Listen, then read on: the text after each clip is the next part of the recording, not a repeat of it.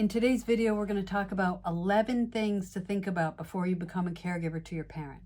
But before we get into it, I'm Tammy Provencal. I'm a physical therapist. I've been a physical therapist, dementia certified for 20 years. More recently, I became a life coach for caregivers. So I started this channel to be a resource for those caregivers. 11 things to consider before you decide that you're going to be a caregiver to your parent. The first one is to understand the needs that your parent has. Does your parent need help with medications? Does your parent need help with mobility, getting around? Does your parent need help with toileting? Does your parent have wounds that need to be dressed? And are any of those things that you're not comfortable with or not able to do?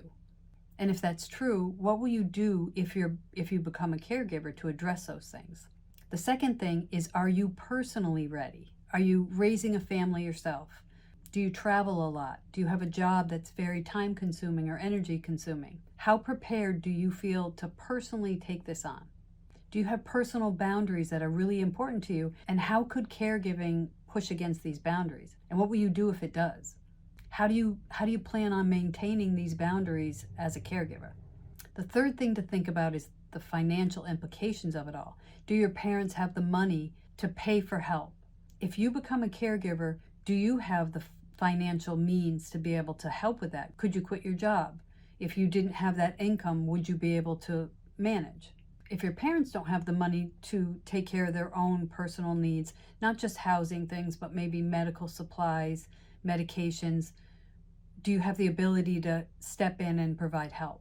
And have you thought about the long-term financial things? If your parent had to go into a facility, have the financial things related to that been thought about? The fourth thing to think about is a support system. Do you have siblings? Do you have other family members that are going to be supporting you in this? And if you do have family, how much can they support you? Can they do some of the care? Or are they going to be somebody that you just talk to and help plan care? And in moments of emotional exhaustion and stress, who will you turn to for support? Do you know of community resources, people that can help you in the community? The fifth thing to think about is the impact on your personal life. Think about your relationships, your interests, your career. How might caregiving impact these, not just now, but in the future also?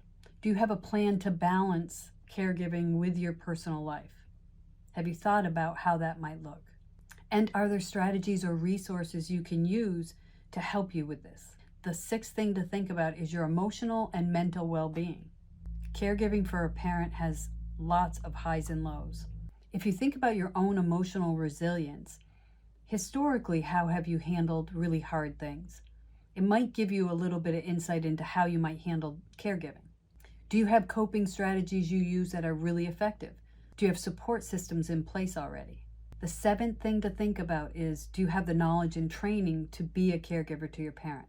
This includes not only the tasks involved in caring for your parent. It might include, do you know how to walk with a walker with your parent? Do you know how to provide the right amount of assistance for a parent? Do you know how to keep up with the stretching program? But it also includes, do you know how to navigate within the healthcare system? Getting information you need, communicating with other healthcare professionals, and advocating for your parent when you need to. Can you do that? And if you see gaps in your ability to do that, how will you address that? Will you take classes? Will you do some online learning? Will you consult with a healthcare professional?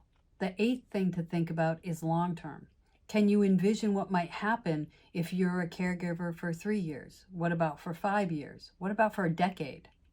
As you see your parents' needs increasing, can you think about what you might do as those things happen? The ninth thing to think about is communication and how you resolve conflict. Think about your current communication style with your parent. Do you and your parent find it easy to communicate with each other? Do you misunderstand each other a lot? Do you get frustrated? Does your parent get angry at you? And think about these things in relation to the hard conversations that will inevitably come up in caregiving, the end-of-life conversations, the conversations as your parents are starting to lose their level of independence, when it comes to having to enforce that your parents stop driving. Can you picture yourself having effective communication with your parent?